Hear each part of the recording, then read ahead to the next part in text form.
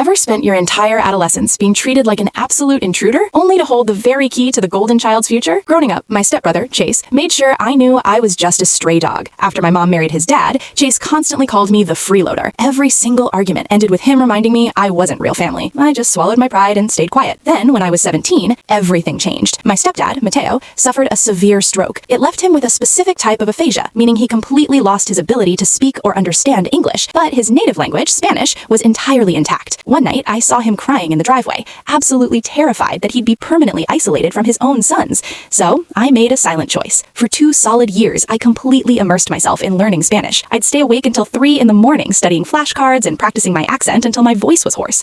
I told everyone I was just streaming video games. Meanwhile, Chase was obsessing over a massive promotion at his firm. He invited his regional director over for a high-stakes dinner to seal the deal. Chase bragged for weeks, claiming he was the absolute favorite. But here's the beautiful, glaring detail Chase somehow missed. The director brought his elderly mother, who was visiting from Bogota, and she spoke absolutely zero English. Chase, wanting to look like a corporate prodigy, had flat out lied on his resume, claiming he was perfectly bilingual. The director politely asks Chase to explain the evening's menu to his mother. Chase goes completely pale. He starts aggressively stuttering, butchering basic words, looking like a panicked tourist. The director's face turns entirely cold. Chase's entire career was literally evaporating right over the appetizers. That's when I decided to step in. I walked over, smiled gently, and seamlessly switched into fluent Spanish, welcoming her to our home. Her face absolutely lit up. For the next 2 hours, I translated the entire dinner. We joked, we told stories, and the director was absolutely floored. Chase just sat there, sweating through his expensive suit. But the absolute best part? After they left, Mateo grabbed my shoulder.